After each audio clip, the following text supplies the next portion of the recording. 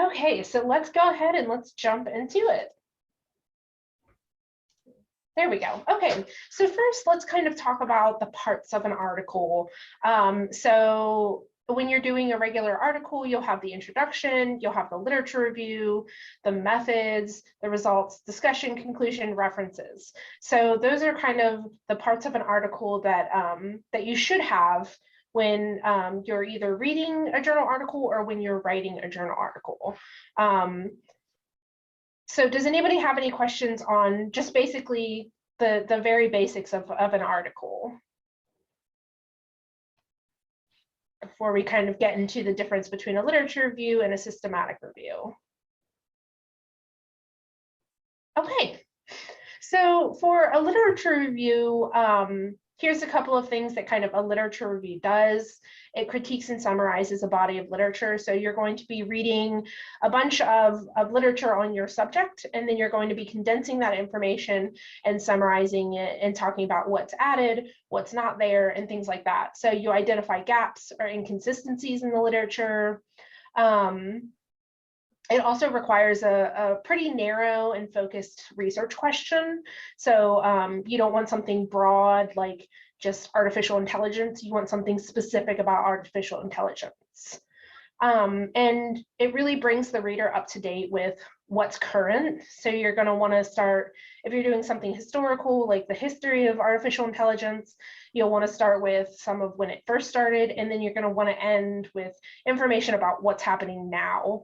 And what you're doing basically with a literature review is you're justifying future research into this area. So that's why we kind of identify the gaps in literature. So maybe they don't talk about this one area that you really want to focus on. And so the literature review is going to kind of summarize and then identify those gaps.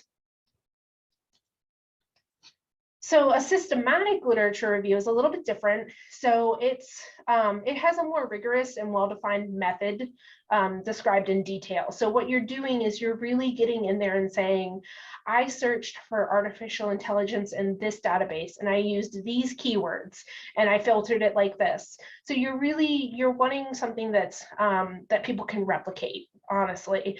So your method is going to be described in the nth detail if you possibly can. It also details the time frame within which the literature was selected.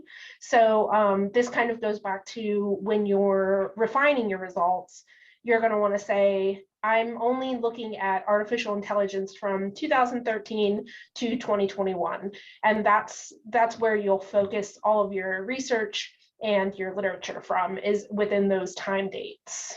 And then it details the methods used to evaluate and kind of synthesize your findings of the primary research studies in your question, within your question. So you're really going to be detailed in the methods that you use to evaluate what you're reading and what your research is on. And then you're going to want to bring all of those findings together. So a really good tool to use is this thing called the Prisma checklist. And I'm going to bring that up. So let me stop sharing real quick. And this Prisma checklist is, it is in the research guide that we have. Let me screen one, bring that up, share. Okay, so you should be seeing the Prisma checklist. And really what this does is this is a great way for you to kind of have a list to go down and say, yes, I need this in my paper. You know, yes, I've done this. So it's a really great way to kind of keep yourself on track with what you need. And let me zoom in a little bit further so that you guys can kind of see. But it does it by section. So of course you have the title, you have your abstract, and then you get into your introduction and your methods. So you're looking at the inclusion and exclusion of criteria, your search strategy, how you selected these papers and why. So not everything in this checklist is going to be something that you maybe need in your paper, but it's a great way to kind of go down and say, okay, I need this, this, this, and this. Am I on track with what I need for my paper?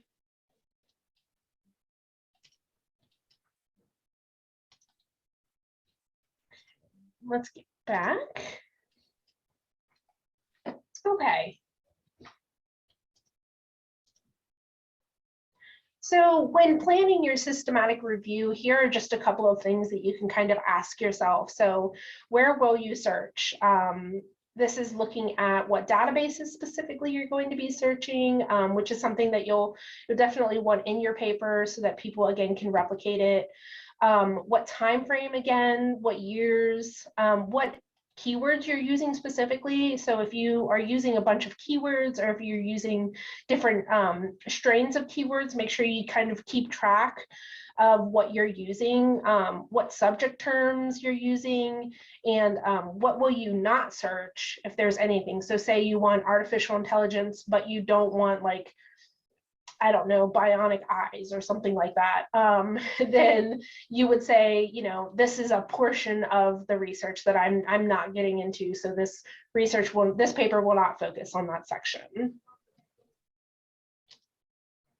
So looking at an article, think, is this the article that you want? And I'm going to have a couple of examples of systematic reviews for you guys to look at. But basic steps for your article is, of course, identify your research question. Again, artificial intelligence is such a broad term. You're definitely going to want to narrow that down. So identify what research question are you actually looking for, and is it narrow enough? Then you're going to think of what databases you're going to be searching. So are you going to use science databases? Do you need humanities databases as well? So PubMed, Web of Science. Do you need something like JSTOR, which is a humanities one? And then look at your results. So you're hopefully in the first search, you're going to get a lot of results. So then what you need to do is you need to filter it down. And this is, again, something that you're going to want to use in your paper. So think about what filters are you using. So over here on the side, and I'll scroll my mouse over, you can see a lot of times you can filter by year, you can filter by the article type. So this is information that you're going to want to put in your paper, again, so that it's replicable. Any questions so far on what we've covered? This has been a lot of information, hopefully some information that you've already known, but I'm going to open up a couple of articles just to kind of, for us to kind of go through those articles. Let me see if I can remember which screen to get on.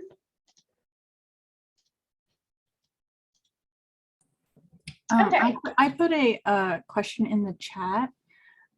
Sure. So I'll just read my question.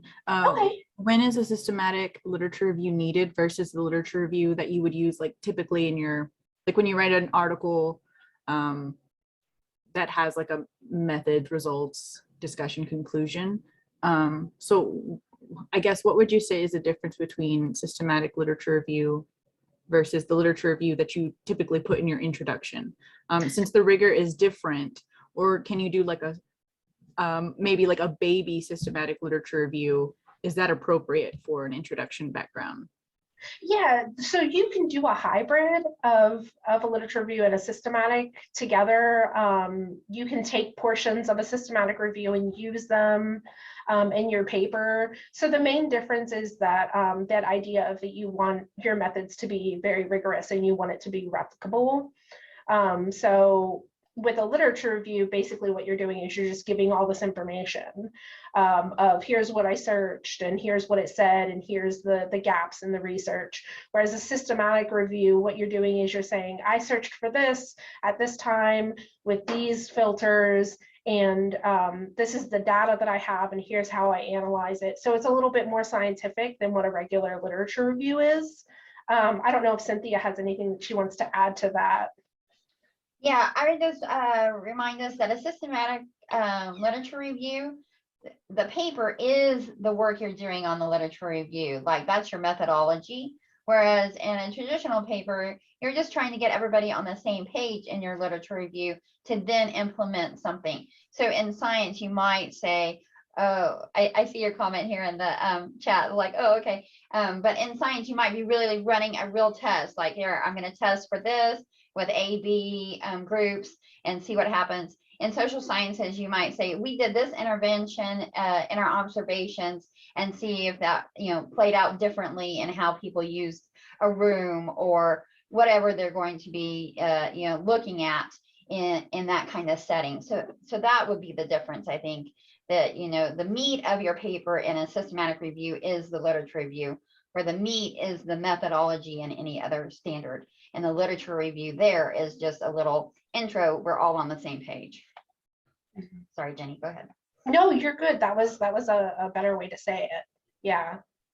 Any other questions that we have before we start looking at some examples? And I've got a.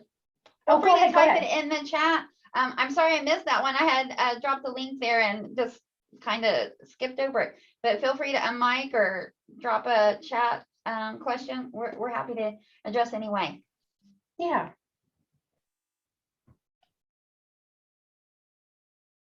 Okay. So I'm assuming there's no questions. If there is, again, feel free to type it or just unmic yourself and interrupt. But I've got two examples here of systematic reviews. One of them is a more humanities. So humanities, usually you don't see a lot of systematic reviews, but they're slowly kind of getting on that bandwagon. And then one is a purely a science one. So here's the humanities one. So the quantitative prevalence of creaky voice or vocal fry in a variety of English. And so what we're going to do is I'll enlarge it a little bit so that,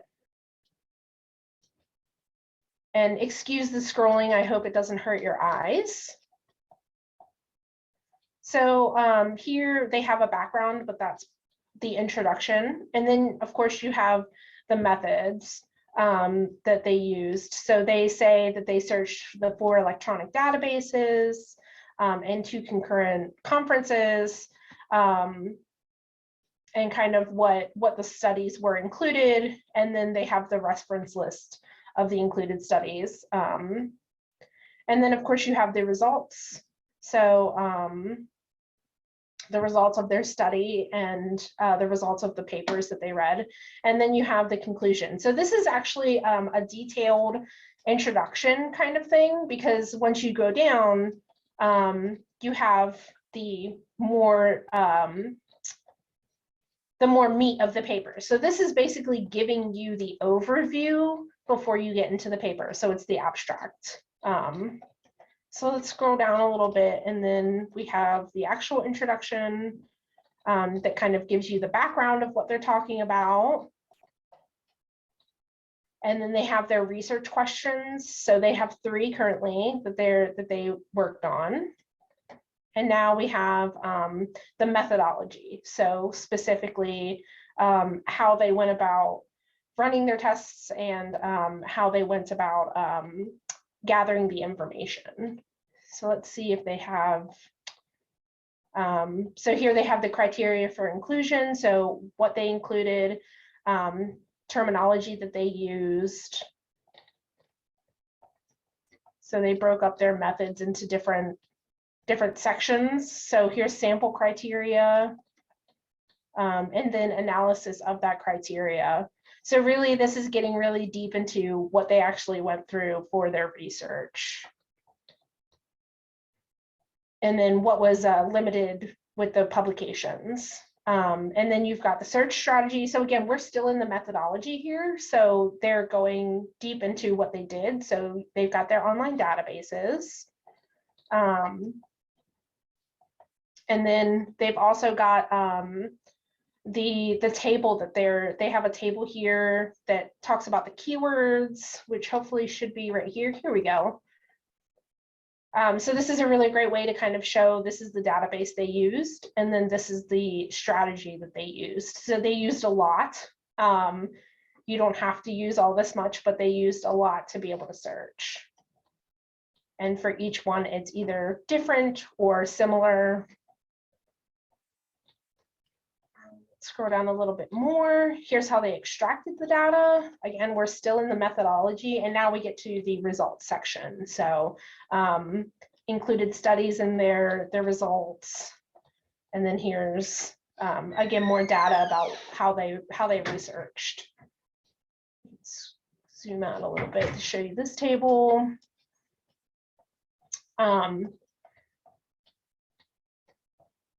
So this is a great example of a humanities paper methodology and systematic review and how that kind of works within the humanities. Any questions about that? Okay, so let's go over to a purely science. So this is looking at breast cancer statistics and prediction methodology. So this is a systematic review and analysis of that.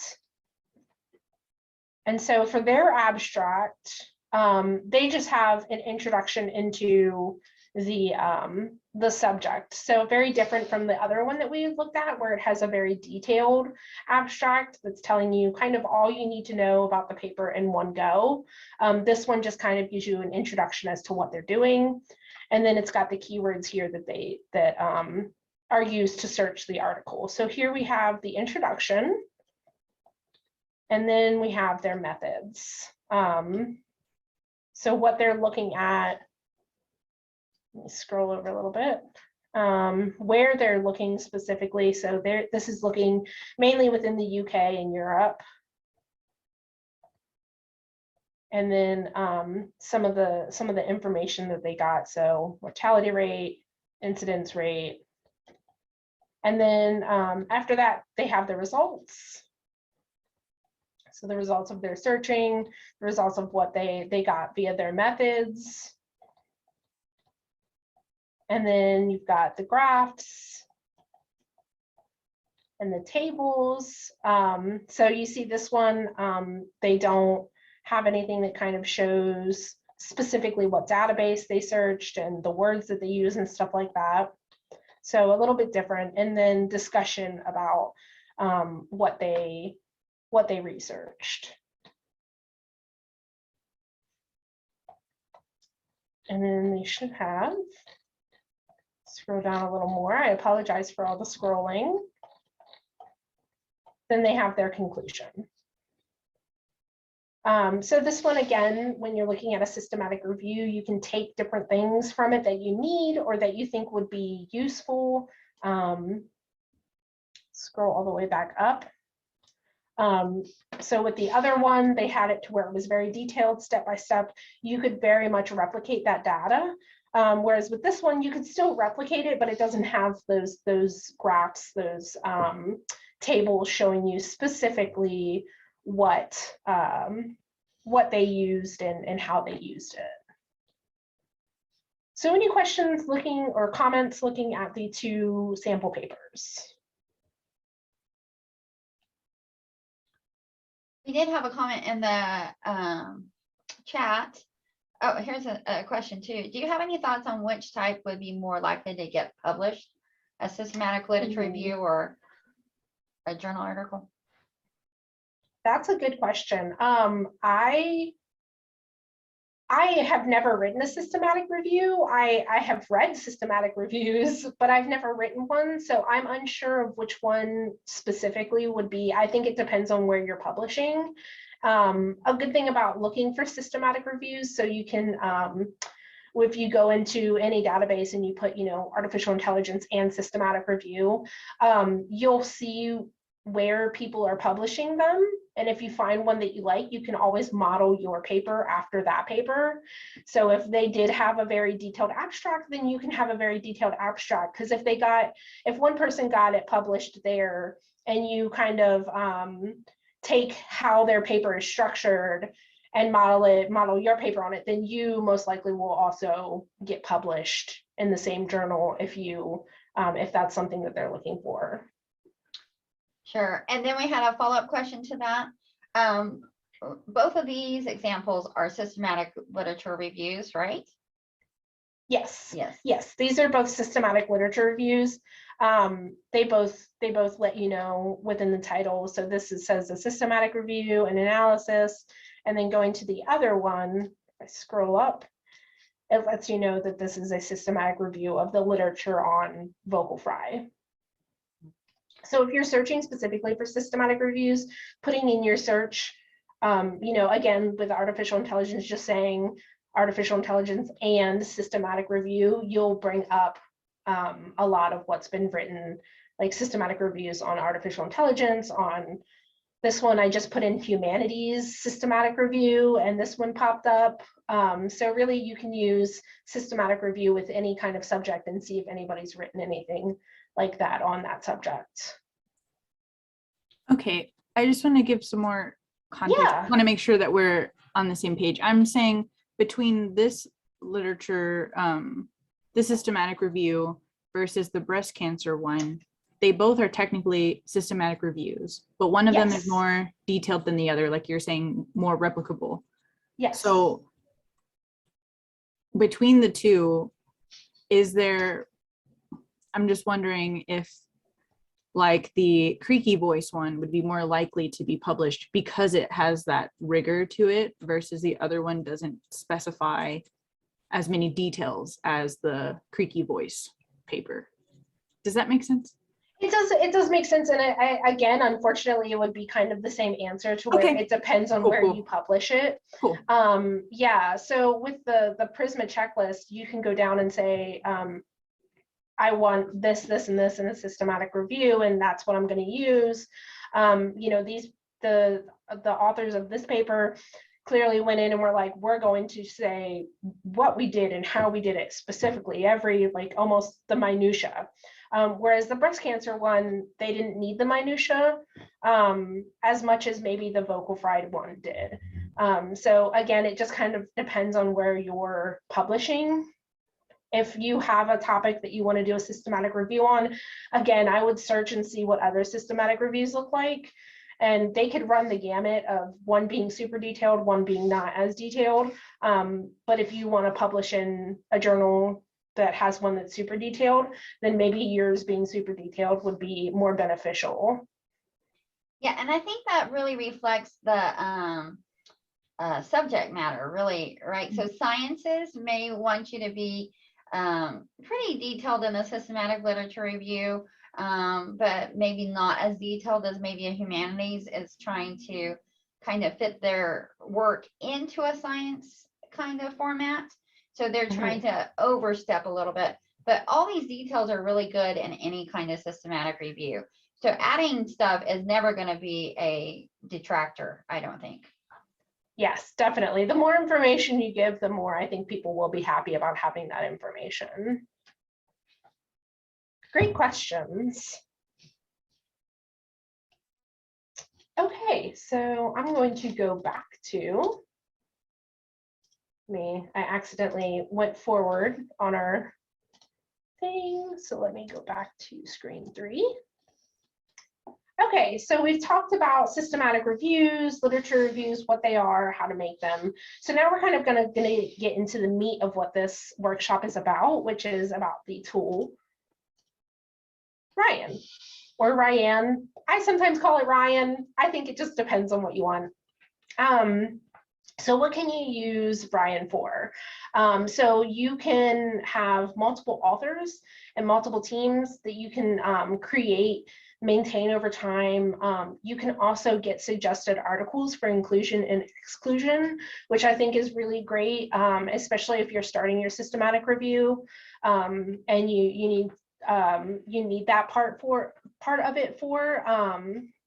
It quickly screens articles, so it'll give you like a percentage of what article, how an article rates once you've done a couple of different ratings.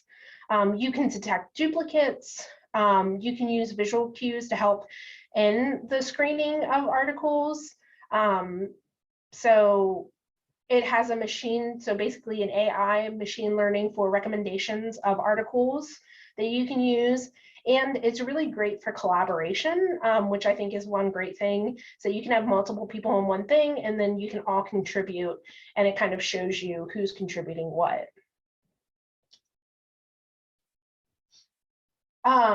So here's kind of the steps that you can take to using Rayyan. So first, you're going to import all of your things, your references, then detect duplicates, and then you're going to want to start screening all of your articles. So is this something that you want to include in your review? Is this something that you want to exclude in your review?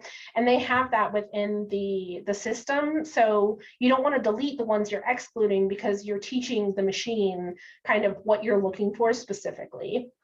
They have a filter menu to where you can filter out your results to do better work. You can also use reasoning, which is really great.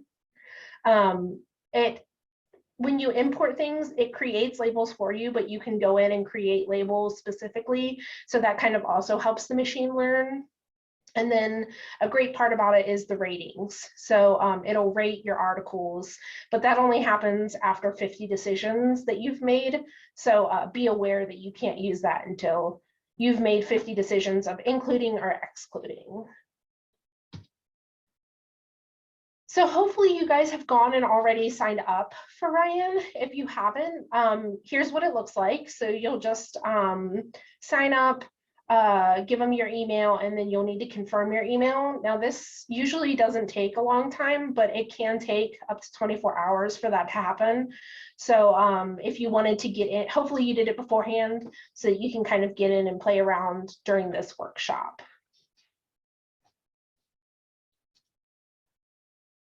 So here's what Rayyan looks like. You're going to have the tabs up at the top, and it's going to be your reviews.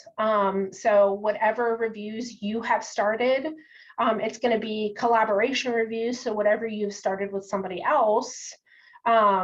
Translation only reviews, which I don't know what that is. I've never used that. So I don't know if Cynthia wants to jump in. I don't know what that is. That's as if you're helping translate for somebody else. And so, yeah, but I don't speak another language, so I won't have that need either. Agreed. Me neither. So, so yeah, unless you speak another language, then maybe that one might be for you. And then they also have other reviews. So these are reviews that are put in specifically for you to look at and see how it kind of works, which is really great that they kind of give you that tool beforehand. And this is what the working dashboard looks like. So I'm going to move my mouse over. And so here are your imported resources or references. So they've been included. So the green is included, the red is excluded. And then you can see that they've been rated on how well they match up. Over here on the left-hand side, you have basically it's kind of like the refine your results when you're working in a database. So you can kind of sort by undecided, by maybes, or by included or excluded. So if you want to only look at articles that you've included that you want to work on, then you can click that and it'll narrow it down.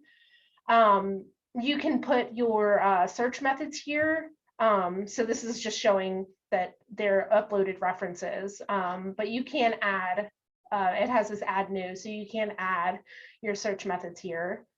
Keywords for inclusion is important because it will go through, as you can see, it has these highlights here. So these are keywords. Again, when you import, it's going to give you basic keywords. So you can come over here, you can trash them, and then you can add new keywords that you're specifically looking for within your articles. And then here's keywords to exclude. So the green ones are ones, oh no, haha. The green ones are one that you want included, and the red ones are ones you want excluded. And again, it's going to give you predetermined ones, but you can go in and delete all those and then add new ones that you want. And then if you really wanted to, you can narrow down by topic. So this is going to be a word bubble that has all the different topics of the different papers that you've imported. So a great way to kind of look through all that you've imported, especially if you have like over 100 articles, then this is a great way to kind of help the machine learn what you're looking for, what you're not looking for, and then also help you organize yourself. So much like EndNote, I don't know if you guys use EndNote, but I use mainly EndNote. So you can, with Rayyan, you're going to upload your references. So if you use EndNote, you can download your references and then upload them in here, or you can upload them by a single file. it does give you a little guide right here on how to export your EndNote references into Rayyan. It also gives ones for Mendeley. I think Cynthia is going to talk about how to do Zotero. So you don't want to use this specifically as like a resource management to where you gather all your stuff and you have like everything that you want to read, but you can export everything from EndNote into this, which is really a great feature. So this is what it looks like when you first load. So this is with no decisions. 650 new articles were loaded in. And then over here, you've got, it hasn't given you any keywords, but it does give you the topics and locations. And so your undecided is always probably going to be at first your biggest number here. And then what you do is you go through and you say whether you want to include it or exclude it. And so to be able to rank your things, like we said before, you need to have 50 decisions of whether you want to include something or exclude something. So if you don't have 50 resources yet, you're not going to be able to use that ranking system. So you might want to either get up to 50 or just not worry about the ranking system if you know that you're not going to be using at least 50. Okay. And so that kind of ends the introduction portion of things. Does anybody have any questions before we get into the? Yeah, we have one question. Does it work with latex and BibTeX? I'm pretty sure it works with latex. In fact, I kind of looked at that a minute. I'm not sure about BibTeX. I'm more comfortable in latex than BibTeX. So we might look at that together. But as we dig into the platform itself, I think we can figure that out. So, yeah. Okay, I'm going to go ahead and stop sharing. Okay, let me get started.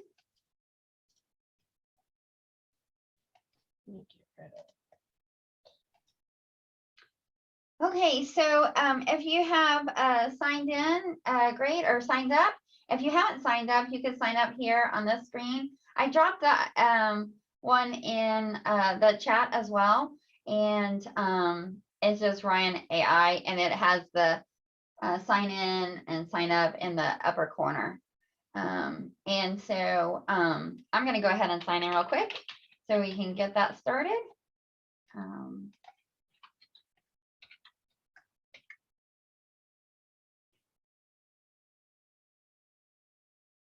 And so as Jenny was saying, this is what the opening screen kind of looks like. I'm going to scooch in just a bit so that we can see that. If you need me to scooch in more, please let me know. And so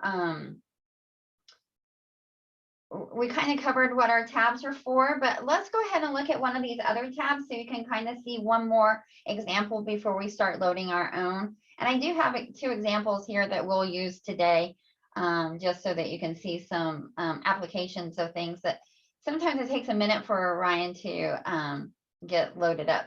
So I'm going to go ahead and pull up this one, and I'm just looking in the other reviews, which you should have access to as well. And I'm looking at the emollients, and I'm going to click on the show just to see what this is.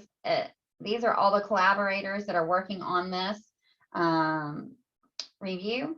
And so I'm going to click on this show, and then I will show you a few here sitting. So let's see if we can see that. That is very high. I don't know why it's so high. Let me pull that down a little bit. Maybe somebody had left it that way. So then you can see that we have several from Zavis, but we used to see that Esther was in here too doing some, but I just wanted you to see one before we start. Let's see what we see at the top here. Looking at one, because I think it starts to get overwhelming at first, and I want you to be able to kind of follow along. So I'm going to click on the all reviews, and I'll be back in my main spot. And let's go ahead and start with a new one. Let's go ahead and all click on new. And I'm going to identify what I'm going to label this as. You can just do something test, or you can do whatever you think. I'm going to do like Ryan, and I'm going to say 2022. That's a new one. And then I might really write a whole description on whatever I was going to be looking at my review for. So, you know, if that was on user experience, which you can see I have a little bit of user experience, or obesity, which we've used as an example, or whatever I wanted to write here, I could go ahead and do that. Now I'm going to go ahead and click create. And now we're in the screen where you can, I'll back up one time, where you can see what is supported. And so as we were looking at, this is a default, the supported format should be here, but you can see EndNote and Mendeley is sitting down here, as well as PubMed, Science Direct, Web of Science, and then Papers is that product from Mac. But also over here, you can see BibTeX is here. So it must work with BibTeX, maybe even more so than LaTeX, but I didn't have any problem with LaTeX, although I don't use that on a regular basis. I've just kind of looked around in there to see if it would work. You'll notice that some of these, this .ris, that's a citation format that is used with a lot of the databases now, or even in to citation management systems. So EndNote and Zotero use that for sure. A lot of times Mendeley will read from the PDF itself, so you're not really pulling the citation in, you're pulling the PDF in to read it from there. If we have any questions, let me know. We do have a question. Somebody is asking if they can import their own existing draft paper into it, and it's in PDF and LaTeX format. So you wouldn't really, I don't think you can import your own paper here. This is really manipulating citations. So whatever citations you use to create that paper, you could pull those over into this tool, but not the paper itself. I don't think it will know what to do with that paper, really. It will, I mean, I've not tried to pull in a paper here and see what it does. It wants to really be reading the citations. Does that answer your question? Oh, okay. I'm Gazanfer, and thank you for this wonderful presentation. Sure. And also this Rayyan tool. Oh, yeah. Okay. I probably misunderstood it. I thought like it takes the whole paper and then it gives some kind of a review of the paper and also about the citations. So my question is then, like, what exactly it does with the citations? So for example, if I have a citations into my BibTeX, so I can import it, and then I have to provide some metadata like when I create the project, right? So And it will. Yeah. So and we're going to do that step next. We're going to actually search for citations and pull them into Rayyan.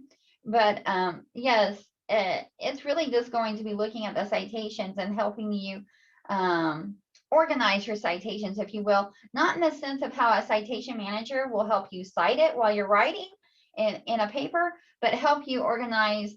It's like these items are listing the same things and they're focused on the same topics, and I'm finding all of those like items, if you will. Even when we do a search, you can kind of see that. Let's kind of do that next, and that way we'll have it a little bit more clear, I think. So I'm going to go ahead and leave. Yeah, sure. We're going to go ahead and leave this tab up, but I'm just going to grab another tab. I happen to be on the library website, but for you to get here with a new tab, if you just type in library.ttu.edu, it will land you on the screen. And that's a pretty user-friendly URL to remember. And so then we're just going to grab a database, and let's go ahead and use PubMed, because I think quite a few of us are using PubMed now, not just science. It was very historically science heavy, but a lot of us are using PubMed because that's where all of our, grant and federal grant research has to be published. So I'm going to click on this databases A to Z right here in the center of the screen under Find Articles. And I'm going to then type in PubMed. If you haven't done that before, that's just PUBMED. I'm going to hit search, and then I'm going to use the online access. Let's talk about why we're getting to PubMed this way. We're getting to PubMed this way instead of just on the open web in any browser. You can look up PubMed, but it wouldn't know that you're a tech student. So anything that you found there, you want to be able to read those items. In fact, a lot of times they would charge you or try to charge you some money to see the PDF itself. But if you come this way, since you're a tech student, you would be able to get all of the materials that we have access to for free. So I'm going to click on here. And then I saw that we had a few more questions, maybe. Jasmine was just saying that what she's getting from it is that Mendeley and EndNote helps you organize your citations, but Rayyan helps you make decisions on if you want to use the citations in your literature review. That's right, Jasmine. You have been very active. I appreciate that so much. So Mendeley, Zotero, and EndNote help you organize your citations so that you can easily plug them into your paper when you're writing. So that if I was collecting all of my research to then read those items and then, incorporate them into a paper, I would want them to be stored in a citation manager so that when I got ready to write the paper, I could just easily plug in, oh, I need to cite Smith here. And then I can just insert Smith, or I need to cite, Anderson, and then I could plug that in. And then it will create the citation for you. That is not what this tool does. This tool helps you organize for a systematic literature review. So then in those specific examples that Jenny was sharing with us, they specifically identified 2 to 3 databases that they were going to be searching the same kind of keywords with on the same topic. And we'll see that more in just a second. So I'm going to go ahead and click online access. And I'm just going to grab a topic. Let's try to do sugar replacers. And I'm choosing that because I think it will get us to a pretty narrowed down result list. We want it large enough to be more than 50 because the system needs more than 50 decisions, right? But we want it to be small enough that it will not take us forever to load it up. So I'm actually going to drag this over to 2016. So that's about the last 5 years. And you can see we're down to about 92 results. So I'm just going to go ahead and click, I'm going to click send to citation manager. And I'm actually going to select all results now. And it's going to click, then I can click create a file. Now I happen to be in the browser Chrome. So when I click create a file, it's going to store a file down here in the corner. If I happen to be in Firefox, they store it up in the right-hand corner. So just kind of find where your browser is storing that information. And now I'm just going to click on my Rayyan again. And then I'm going to drag that file into to set up.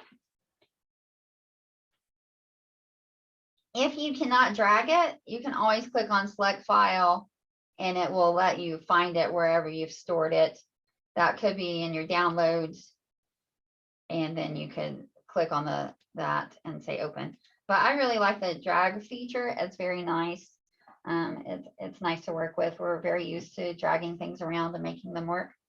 So now that that has loaded up, you can see that it, even though we had about 192 in there actually, it kind of loaded pretty fast, it is speeding up.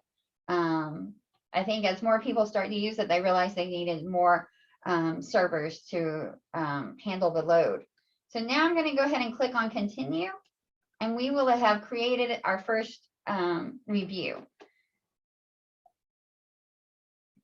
And you can see it's kind of loading in there, and we have some items in the center is looking for our decisions, it is looking, this is what our uploaded item that we've searched. This is the file that we just added, and then you can see it starting to build our include and exclude. If we scroll down here on the left, you can see we have our word cloud here, and with animals being the biggest here, but you know, female and male being very close behind.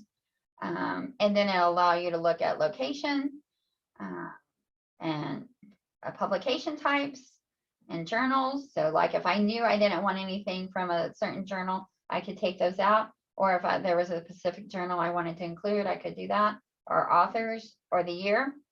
And so then here at the top, our first thing that we're going to do is click detect duplicates. And then that's okay. I'm going to say okay because we haven't run that before. So starting duplication detection. You can see that with that blue icon. And it may take it a minute to look through that. So we want to make sure we are doing that. So while that's working, Gazamfar asked, does it work with Google Scholar? Yes, but you know, Google Scholar is a little bit annoying as that it will only let you move one citation at a time. So if you know that you can find your citation out of Google Scholar, feel free to do that. I don't know how many have used Google Scholar very much, but you can set it to export the citation in that .ris format that is, you know, the citation for, I mean, the file type for citations. So that is under refman RIS. A lot of times if you see refman, that's going to be the .ris file. We can definitely look at that before the end of today, and it will be, you know, decided. I mean, you can see how it works. And I just saw that it found no duplicates. I can't believe it. Usually we find at least one or two. And so I'll show you another set that will have some duplicates. But so now we've done the first part of what we were going to do in Rayyan, and then now we can start to make our decisions. So let's kind of look around here in the center. If I just select one, you can see that it is down here at the bottom. So this is the title, and then you can see here's the title and the abstract, and then the whole citation information. Let's kind of explore this real quick. I'm going to move this up just a little bit. If we have any questions, let me know. Jasmine did ask the question. She says, you inserted 92 articles. Once you set 50 rules, include, exclude, keywords, etc., Rayyan will take over and show you how the 92 articles align with your interests, question mark. A little bit. So as we're getting to that, we'll look at our computer ratings. So I'll show you what it's going to do, and we can kind of talk about that as well. So let me go ahead and start making some decisions here, and then I will show you how that works. So as I was wanting to be looking at these items, this one I think I'm going to include. So I would just click on this icon here. It's immediately going to put my name there. And you can see that Cynthia's made that decision. Let's say I wanted to look at something without this. Maybe I don't want to look at this one. I'm going to exclude that. Now, my decisions here are probably not based on good rationale, right? I'm just trying to get you to understand how to use the tool. If I am making anything that is, I'm not sure if I want to include or exclude this, then I would make it maybe. And sometimes you might do that, like maybe I couldn't really tell that from the abstract on this one. Maybe I really want to look at the paper itself, so I want to make a note for myself. But anything that is green or red, it's helping Rayyan in the AI component to understand what you're trying to choose to include and exclude. So as we keep going through here, maybe I'm excluding this for a reason, like it is the wrong population or the wrong study design, and I can go ahead and click that. And so this is not going to really impact what Rayyan does. That just helps you kind of give you a clue to your teammates if you have several people invited into this review to be working on it so then they can understand what you're doing. I can also make a label here, and I can choose to write whatever I want in this label, like not including this because of whatever I want it to be. And if I put that there, then I can see that I've now added a new label, and I can include it on this one as well. I don't have to do all of that on the same one. I can just choose to use whatever I need to do. Also, if we're just looking at something, we can add a note. So if I needed to make a comment for myself or for a teammate, I can make a long comment here and then save it. And so it puts a little icon here, but you can also see that comment down below. So you can see what is being written by your teammates if you just see the little icon here. And then let's see if we can see some highlights. We might really need to make some decisions, a few more decisions really to help it understand what we're doing. We might also look at another tool, another review I have highlighted. You can start to see anything that's in red, as Jenny said, is going to be excluded words, and anything that is in green is going to be included words. So as you're looking at those, you can understand what you want to include and what you don't want to include. So we haven't even included like maybe sugar. So I might add that one just by clicking on the add a new. I'm going to type in what I want to add. And I can say, okay, I might even put in replacers here and see what it actually comes up with. So you can see that there's sugar replacers here. So now I can narrow down to the 8 that actually has those words in there. Do we have more comments that we want to talk about first? Yes, we've got 2 questions for you. Okay. So I'm sorry if I pronounced your name wrong. Keiju was wondering, what does wrong study design mean? Oh, okay. So as like maybe there's a study design that you've set up that you want to include or exclude. So let's say I'm trying to only use a methodology that is in one kind of study. So let me think if I can think of a good example. So let's say I'm looking at everything with diabetes, and then they want to just look at nutrition with that diabetes. But then in a particular study that I find in here, they're actually introducing medication to control the diabetes. Well, then I don't want to look at the medication. I want to only look at the ones that are looking at nutrition. Does that make sense? So when you're starting a systematic literature review, you want to make sure that you are all, whoever the team is, you or yourself, or if you have an advisor or you have a whole set of people working on the same article together as a team, that you all kind of identify what you want to do. And so then if you're all looking for diabetes records or citations that are looking for a specific intervention like nutrition as opposed to medicine, then that would be what you would identify as the wrong study design. Or like it could be a foreign language. These are the ones that are added by default, but you can add another one if you have something. So maybe none of y'all can read German. Well, then you can't read any articles that are written in German. So then you would automatically exclude that one for the foreign language. Does that help? Yes, they said yes, it does. Okay. So the next question, we've got another question from Keiju, but the next question from Jocelyn says, so Rayyan only cares about include, maybe, and exclude, but reason and label are notes to yourself, question mark. So reason is really notes to yourself or to your team.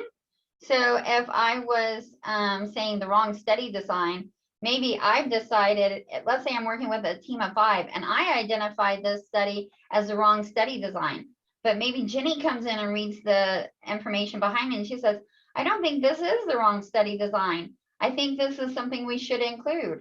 So we're having to have a conversation about that article. Are we going to include it or we're not going to include it? Maybe a third person has to decide which is going to happen.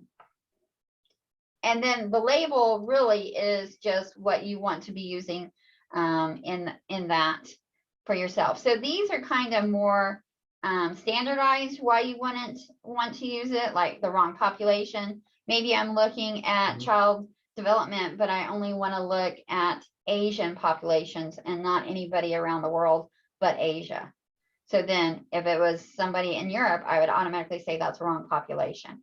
This label may be, for example, I had a nutritional group using this, and they knew that they wanted to look at gut microbe, but there was a specific enzyme that they wanted to exclude. So any study that mentioned that enzyme, they immediately excluded it. So they might have created a new label here so that everybody on the team would identify this article has that enzyme and we don't want that in the study. Does that help? Yes. And then Okay. the last question is, can Ryan identify the wrong study automatically? Yes, that's right. So Ryan is just learning from what you're telling it. So if you have decided you do not want to look for anything that is, let's use our example with diabetes, and you're only looking for nutrition and you don't want any medical intervention, but you went ahead and put green on a medical intervention, then it's going to start thinking you want to be looking at that. So it's only as smart as you are good, right? So you have to be careful in what you're selecting and what you're not selecting. But then you can see once we kind of get some things decided, we can kind of look through here. So let's see how our chart has kind of changed in that time. So we still have 84 undecided. We have 1 marked as maybe. We have 6 that are included, 1 that's excluded. And then let's go ahead and get into one of my examples so that we can see how the computer ratings will help us, and you'll see what it is really learning. Does anybody have any questions while I move over to that? I'm going to click back to all reviews. You're more than welcome to stay on this screen. You're not going to have this one in your reviews because this is one that is just in mine. I'm going to open this one. So while we're here, we can see that we have the blind turned on, which means that anybody that's collaborating with me, we cannot see what the other person is doing. You can also turn it off, and then all the collaborators can see what other people are doing. So I'm going to get back into this one. I think there might be one more question. No? No, Jasmine's just saying you make sense. Okay, thanks, Jasmine. I love your feedback. That's so good. It's helpful. Okay, so let's kind of talk about what's happened here in this. I've uploaded 3 different files that I found different places in different databases, and one in PubMed clearly. And I've pulled that in. This one is all on library user experience. And so I've made to include 51 items so far. You can see that they're sitting up here. And then I have excluded 8. So I've made at least 50 choices. And so let's go ahead and run the computer ratings. And so you can see that. I think that will help us understand a little bit. I'm going to click on the computer ratings, and then we're going to see something happen over here. And I don't know how long it will take it, so it may be fast. So I want you to know where to be looking if you want to see it. So it's, new ratings are being calculated. And then it should be coming up with that. So takes a minute. I apologize. It may run a little bit longer than. And what we'll start to see is some stars here out to the side. Let me see if I can see any before we get down And it may take longer than we really want to sit here and wait, but I'm going to give it a second. But as it's doing that, we can kind of, I've run this before, and anytime that there's a star here, that's where the AI is starting to help me figure out if I want to include that or not include that. So previously, oh, did you see it flash? It's thinking about it. Previously, this was not marked green when I ran the new ratings. Oop, and see our new ratings are available. I'm not going to click on that yet until I finish explaining this. But this one marked this as, you know, 4.5 stars that I should probably include this from all the decisions I've made before. So I went ahead and clicked green, and that's why you see the stars and my name there. But now if we click on it. Quick question. Yeah. So about the 50, I tried to type this, but then it got really complicated. We need to have 50 decisions made. Are the 50 decisions the included and excluded? So technically, if you had 50 included, 0 excluded, 0 maybe in the 100 and whatever undecided, that would be enough to run it? Yes. So it purely depends on that specific tab, the inclusion decisions tab to the left. So it doesn't just have to be included. It could be any that are sitting here. So you see any are undecided. It could be included, excluded, would count as well. Okay, so if you had 50, all of them undecided, it would still do something. It wouldn't give you probably helpful information, but it would. No, you have to make 50 choices in the system before it will run it. If there's nothing, we can go back to the other one and I'll show you. When you run it before, it will say, oh, you need to make some more choices. So it has to be included or excluded. So it doesn't have to have 50 included. It just has to have, you have to move things from the undecided to one of these categories. Okay, I misunderstood you. Okay. So included and excluded added together at a minimum would need to be 50. Got it. Yes. So now that we've run some more, you can see we didn't have stars down here at the beginning, but now look, this one is 4.5. I would definitely include that. So I could just highlight that and say include. Now some of these are kind of 50-50. Sometimes you might see, it's still thinking a little bit. If you see just 1 or 2 stars, I might exclude that. So it's still kind of processing. You see, it hasn't filled in the rest of my list here. So we'll let it sit there for a second. While we're doing that, let's kind of look around at some of the things that we have been looking at on the other screen. And I think y'all were kind of getting a little confused. So we're going to do, you know, include or maybe or exclude the reasons why, being, you know, a population, an outcome, the wrong drug,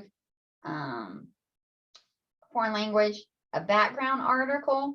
Maybe you needed to read that article so you understood enough about that topic so that you could start making choices about the articles that you loaded. So then you may mark it as that, so it would be separated from the rest of the lit review. These are whatever you want to identify. We've seen the added note, and then I think even in here we have a, if I scoot back up to the top, a PDF in here. Yes, so the PDF can be added here. You can just do that by clicking on whatever one you want to add the PDF to, if you have that PDF, and then you can click on upload the PDF and it will allow you to add the files. And then you will see here that it is actually added to that article. I do caution you a little bit for that. In fact, I think you even end up getting the PDFs over here. So yeah, that would be a PDF. So any of my articles that are PDF, I could find those. Just like any labels I make, I could find those. So if I make a label over here, I had added another one.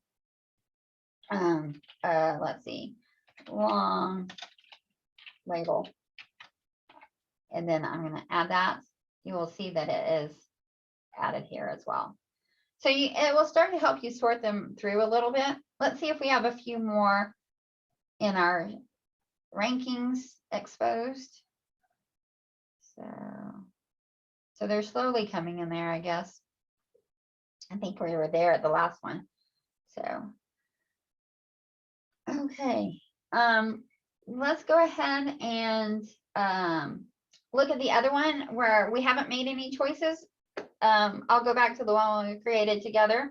I think that since we've only made a few there, the 92 we loaded, if you click on that, yeah, because I've only made like 7 decisions, it will tell you, oh, no, it will not work.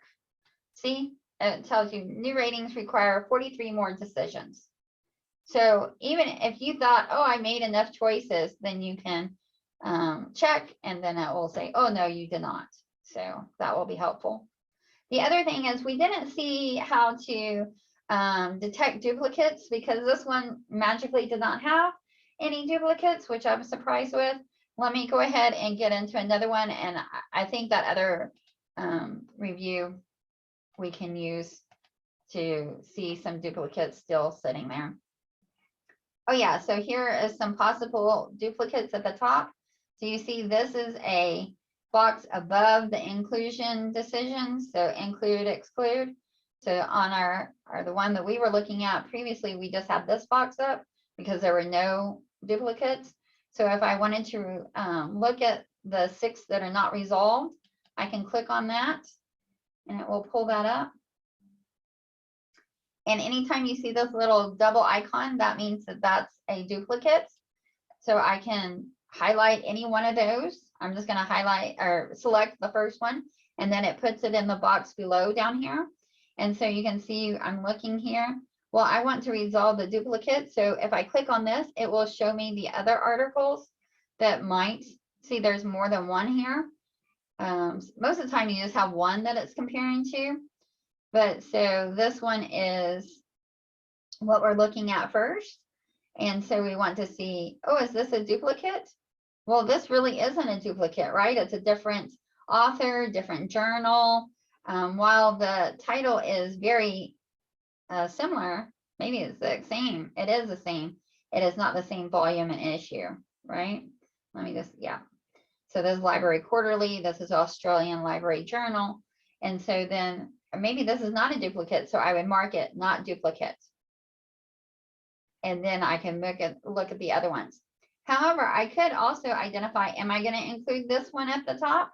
If I include it, you're going to, well, it's already included, so you won't see that change. So my name will be there. Let's see if we see one that's not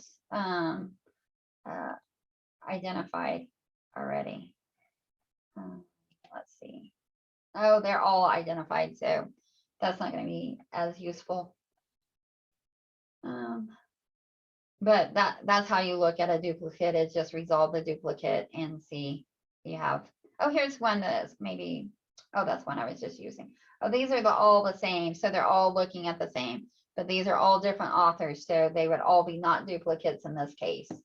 So I would say not duplicate on any of these, unless I think for some reason that's just a mistake, but all of them look to be from different journals even. So yeah, we might be able to find a duplicate in one other one that I did have. If you did think it was a duplicate, I would always just make sure I would look at both of them and compare and see which one has the most information in their citations. So sometimes you'll just get the journal title and maybe not the page range. And if another one had the page range, then I would include that. And then if one of them was a little bit more sparse, I could delete that. Now, in that case, with a duplicate, you could go ahead and delete it, and that really would not impact you. But when you start to, let's kind of clean this up a bit and do all the undecided. It's taking a second. Let me make sure. Else highlighted.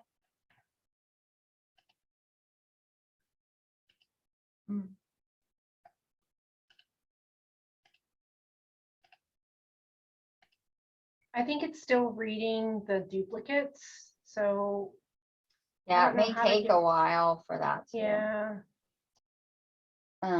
So usually but you do have to make sure you don't have anything. If you have something highlighted over here, then a lot of times it will, is only looking at nothing because I've looked at only unresolved and maybe. So let's see what the undecided now. Yeah, there we go. It finally caught up with us. And so we will,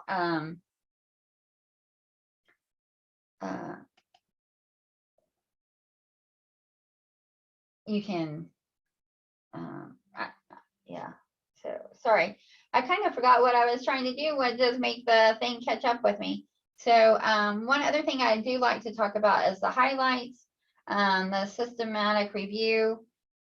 For whatever reason, it has listed that as an exclude term.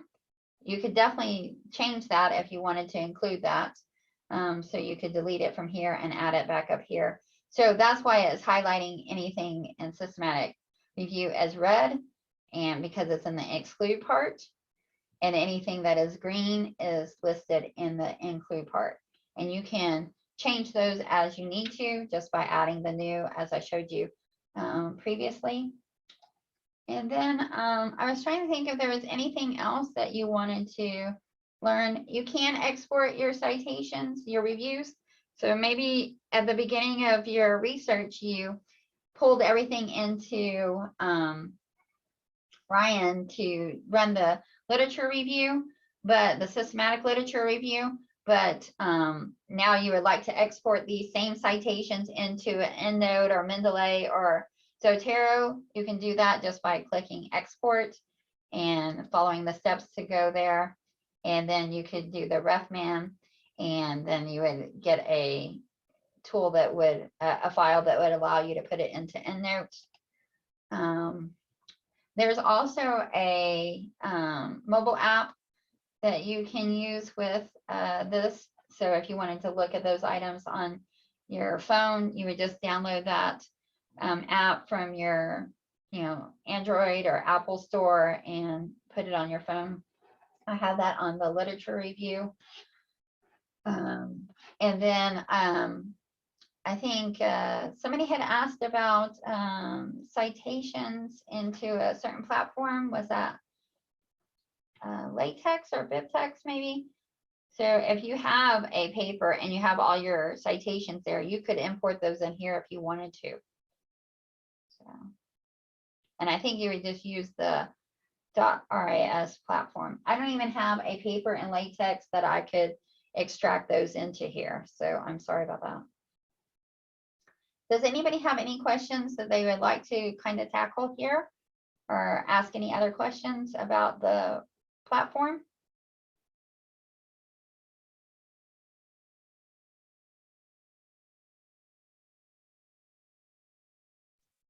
There is currently nothing in chat. Okay.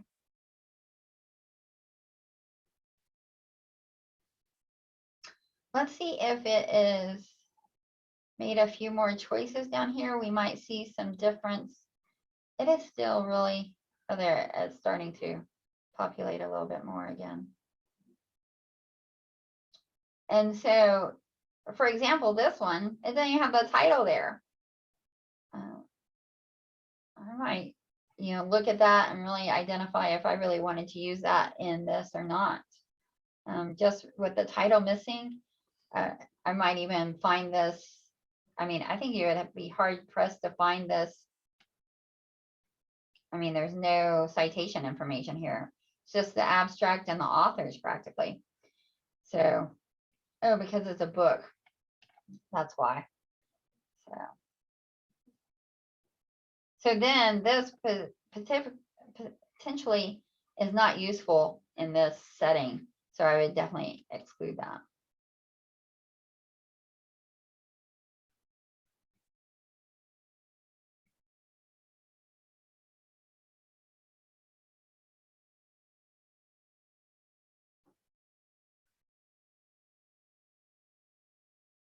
If nobody else has any questions, we can kind of wrap up. We're just about 15 minutes out from the end of the session. Like, here's another one. That's interesting to me. It's also a book. Okay, I have one question just to clarify. So Sure. we can, it's kind of going backwards and forwards, right? So if you have a Mendeley library, for whatever reason, if you wanted to put all of your Mendeley library into Rayyan, you could, and then start making your choices. Then Rayyan would give you some feedback. Then you can go through and decide on your other sources. Once you're done deciding, then you can export from Rayyan back into Mendeley. If you wanted to. So I think what we're kind of running into here is that these tools really serve two separate purposes. Right. So citation management is like Mendeley, Zotero, EndNote. Right. That is just for you to control your citations in a place that will help you write and cite easily. This is really setting you up to identify, just like we saw in the published articles, I'm going to look for these terms in these different databases, and I'm going to pull all that in. And you can see, you may end up with, 100 articles. There's no way you can really read 100 articles. You would have to, or, I mean, I've seen systematic literature reviews that look at over 500 articles. And so if you have 500 articles that you're trying to weed through and pulling in, but then you as a team have really identified, we're looking for diabetes. We're only looking for nutrition. We're not looking for medical intervention. Like, we don't want anybody that's taking metformin.